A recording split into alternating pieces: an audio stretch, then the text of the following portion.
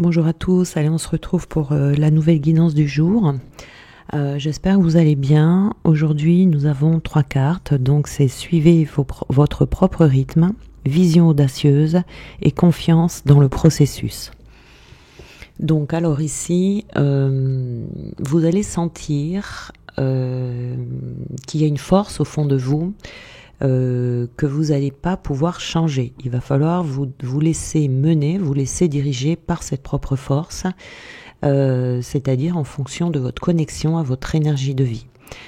Vous pouvez être déconnecté en ce moment de votre énergie de vie ou alors être complètement connecté à fond. Vous voyez ici, vous allez le sentir dans votre cœur. Il y a quelque chose en vous ici qui est en train de mourir, de partir. Si c'est votre cas, vous allez sentir au fond de vous que vous êtes déconnecté de votre énergie de vie et que vous devez vous reposer et attendre patiemment cette période de transition. Vous pourrez en même temps ressentir une certaine agitation ou impatience parce que vous allez sentir en même temps un appel pour créer, pour agir, pour avancer, pour prendre des risques. Il faut vraiment faire confiance dans votre rythme intérieur et avancer à votre propre cadence sans vous laisser dicter par les autres. Voilà, vous gardez votre façon de faire. Il faut ni vous sentir forcé, vous pouvez pas vous forcer à faire quelque chose si vous sentez que c'est pas le moment. Il faut pas vous presser non plus, mais il faut pas non plus à l'inverse vous retenir quand vous sentez que c'est le moment de foncer, d'y aller. Vous voyez, là ça sera différent en fonction de chacun de vous. C'est-à-dire qu'il va falloir respecter le mouvement naturel de votre rythme intérieur. Donc si vous vous forcez, vous allez aller trop vite et vous pourriez manquer quelque chose. Donc, il faut vraiment faire confiance à ces cycles de vie et ressentir quand est-ce que l'équilibre parfait sera en vous, entre le lâcher-prise et la discipline, entre l'effort et le renoncement. Quand c'est le moment de se reposer, on sent qu'il y a dans notre vie et autour de nous des signes qui vont vous indiquer qu'il y a un ralentissement naturel. Vous voyez, un moment de douceur, un moment de calme. Et quand il est temps plus de passer à l'action, eh bien, vous le sentez aussi parce que vous pouvez être attiré par des groupes, vous pouvez ressentir une énergie extrêmement positive à l'intérieur de vous. Et ici, il faut vraiment vous harmoniser avec vos propres énergies. On n'est pas toujours tous dans au même niveau, vous voyez, énergétique. Si vous avez peur de quelque chose, il faut laisser place au calme, vous voyez. Donc ici, c'est vraiment de faire confiance à votre intériorité qui va vous guider ici, hein. On a les visions audacieuses. Alors, pour les personnes ici qui ont un ralentissement, on vous dit que c'est peut-être pendant ce moment-là que vous allez avoir des nouvelles visions, des nouvelles idées, voyez. Parce que là, peut-être que ce que vous vous apprêtez à faire, c'est pas assez grand. Vous voyez peut-être trop petit. Vous avez peut-être un rôle plus grand à jouer dans cette vie. Vous voyez, il faut que vous ayez la capacité de voir grand. Même si vous avez une grande idée, que vous savez pas trop comment la concrétiser, si vous savez pas trop comment le mettre en place dans les détails, il faut continuer à se détacher quant au devenir de ce projet ou de cette idée. Il faut renoncer à l'attachement. Donc ici, il faut pas avoir peur non plus que ce soit trop lourd, puisque c'est fait pour vous. Il y a peut-être des petits ajustements à faire, mais il faut laisser, en tout cas, ce qui doit partir ici, c'est laisser tout ce qui vous limite. Et vous ouvrir vers un vous où il n'y a pas de place pour la peur, pour pouvoir mettre en application votre créativité de façon brillante, puissante et assez radicale. Alors ça peut être un petit peu déstabilisant parce que vous allez devoir quitter votre façon limitée de voir les choses pour pouvoir vous permettre d'avoir des grandes visions, des belles visions et vous ouvrir aux possibilités de la vie. Vous voyez, ces possibilités qui vont s'étendre. Donc, quand on est fait pour mener une vie visionnaire et audacieuse comme ça, il faut casser le moule et pour permettre à la vie de vous créer ses possibilités et des nouvelles perspectives. Donc, faut lâcher prise complètement et s'ouvrir en même temps. Voilà. Donc de toute façon, lorsque quelque chose est juste, les synchronicités vont venir vous soutenir au bon moment, vous serez au bon endroit. Il faut ici rester ouvert, rester réceptif et lâcher prise. Voilà, faites confiance à votre cœur, maintenez vos choix et lorsque le moment sera venu, vous le sentirez. Mais c'est comme s'il y avait un processus ici qui avait déjà commencé. Donc faites vraiment confiance à ce que vous percevez, à vos perceptions intérieures, même si elles rentrent en conflit avec vos peurs ou même si elles rentrent en conflit avec ce que les autres vous disent également. Vous voyez, on a vraiment ici une énergie très positive qui se dégage.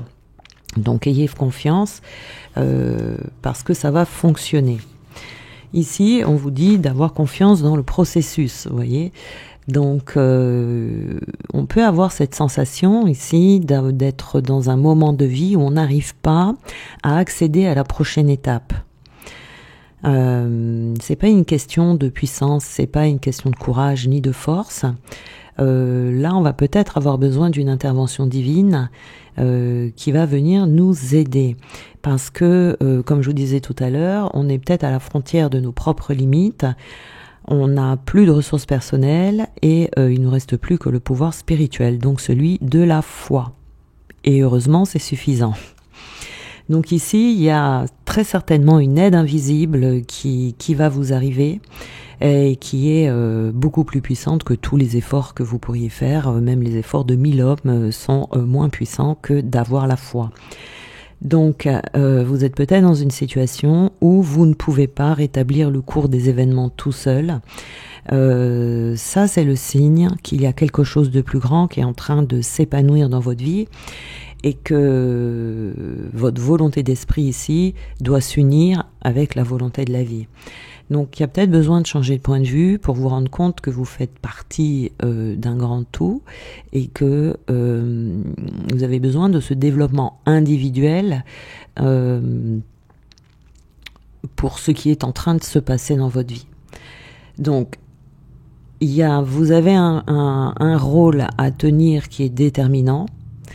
Et il faut accepter sa position, il faut en être touché aussi pour pouvoir progresser.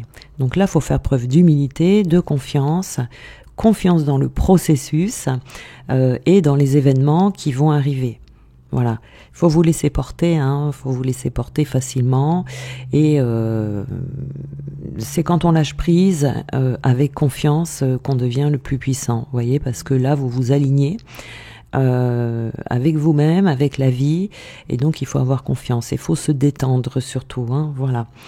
Donc il y a aussi l'ouverture, c'est très important de rester ouvert. Voilà, parce que là il y a un changement de situation, il y a un nouveau chapitre de vie qui arrive, et pour certains ça sera même un gros changement, vous voyez, c'est pas juste un petit truc à changer comme ça, c'est un gros changement. Donc là, vous allez avoir besoin de la foi. Nous avons ici, voilà, vous allez avoir besoin de foi, mais vous allez avoir besoin également d'optimisme, vous voyez, dans votre vie, de voir les choses de manière à être sûr que ça va se réaliser. Et il y a aussi une notion d'engagement. Il faut s'engager ici à regarder son petit nombril, vous voyez, parce que vous allez devoir vous aligner à vos propres énergies, votre propre rythme. Donc là, il faut vraiment se regarder le nombril, sentir ce qui se passe à l'intérieur de vous et vous engager à vous suivre. Et vous suivre rien que vous voyez. On a la vision ici, on a les visions audacieuses et on a visionnaire, vous voyez. Donc ici, c'est pendant ce moment de ralentissement, pour certains, il y en a qui sont prêts, qui vont sentir qu'ils peuvent y aller. Mais pour ceux qui sentent un ralentissement ici, vous allez avoir une vision de votre futur. Vous allez avoir des projets qui vont commencer à venir naître dans votre esprit. Ici. Donc c'est le moment, ce ralentissement peut-être de se laisser aller à la rêverie, voyez, d'être sincère avec soi, évidemment, de ne pas se tromper.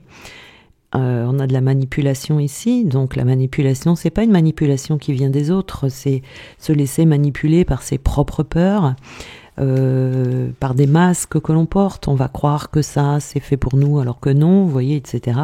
Et ici, c'est dû à des traumatismes ou des chocs émotionnels que vous avez eus dans votre vie. Ça, il faut faire très très attention à ça. Parce que on peut très très vite se laisser manipuler par nous-mêmes. Hein. C'est ce qu'on appelle l'auto-sabotage. On s'auto-sabote parce que, par exemple, suite à un traumatisme ou un choc émotionnel qui a pu se passer il y a très longtemps, hein, ça peut dater de l'enfance, eh bien vous allez voir petit, vous allez penser que vous pouvez pas obtenir ceci ou cela parce que vous n'allez pas y arriver, peut-être, voyez. Il y a des choses comme ça et on se laisse manipuler alors que vous êtes fait pour voir grand, pour faire des grandes choses dans votre vie. Là, il faut éradiquer tout ce qui vous en empêche. Donc ici, on a un côté séducteur. Ce qu'il y a aussi, c'est que on peut avoir un manque de confiance en soi qui va faire que, c'est pour ça qu'on a la sincérité ici, c'est la sincérité avec soi et de faire attention de ne pas faire les choses pour plaire aux autres. Vous savez, des fois, quand on a eu, par exemple, des parents dévalorisants, on va faire des choses dans sa vie, consciemment ou inconsciemment, pour leur prouver qu'on est capable. Vous voyez, ça, c'est pas une bonne intention. On fait pas les choses pour ça.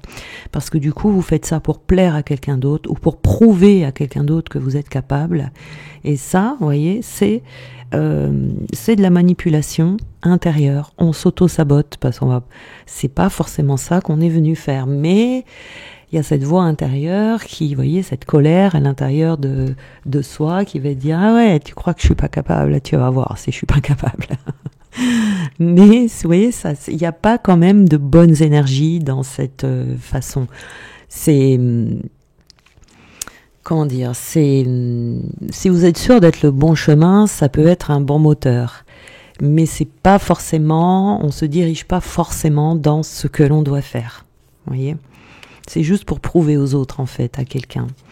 Voilà, et ça, c'est la difficulté, du coup, que vous pouvez rencontrer, c'est que ça peut provoquer en vous de l'indécision, ou que vous allez avoir des difficultés dans votre vie pour faire aboutir vos projets, ou vous allez les mettre en place, mais vous aurez sans arrêt des bâtons dans les roues. Vous voyez, c'est le petit signe pour dire, t'es sûr que tu veux faire ça?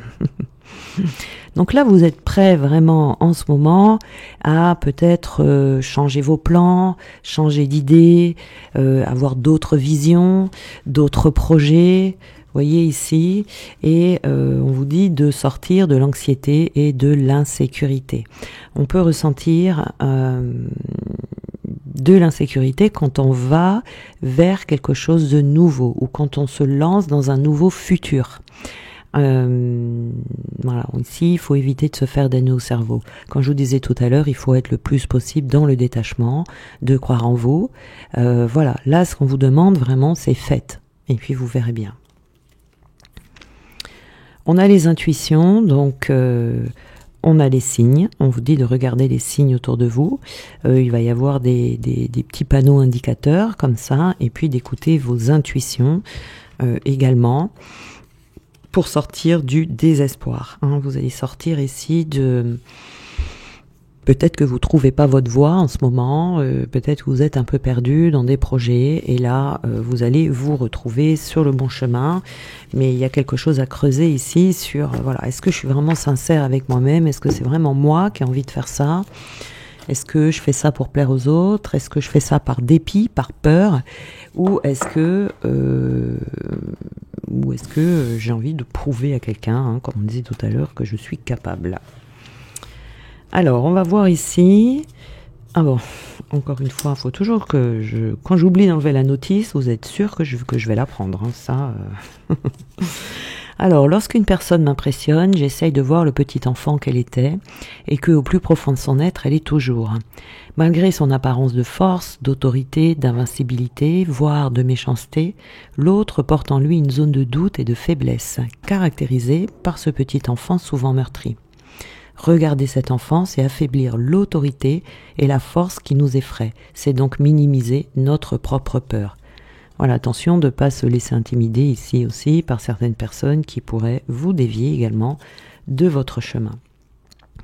Je considère toutes mes victoires sur la peur comme des cadeaux que je me suis faits à moi-même.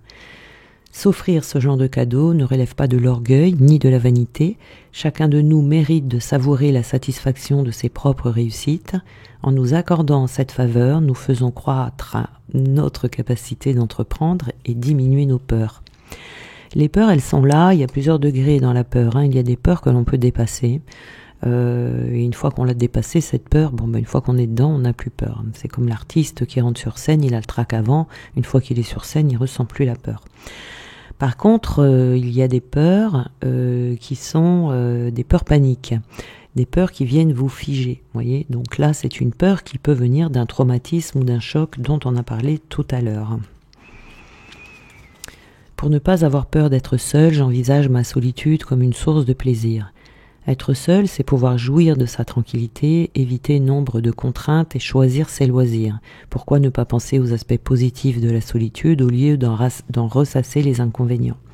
Oui, effectivement, c'est, comme je dis toujours, profitez de la solitude pendant que vous l'êtes, parce que quand vous serez à deux, il y aura d'autres avantages, mais il y aura aussi d'autres inconvénients. Il y a des avantages et des inconvénients dans tout. Donc, profitez des avantages de la solitude pendant que vous l'êtes. Ensuite, ça ira tout de suite beaucoup mieux. Vous voyez, c'est aussi, comme d'habitude, la clé, c'est l'acceptation. Accepter que, en ce moment, on a toujours des périodes dans la vie où on est très entouré, des périodes où on est en couple, des périodes où plein d'amis, puis des périodes où on est plutôt seul. Ces périodes où on est seul, elles sont utiles.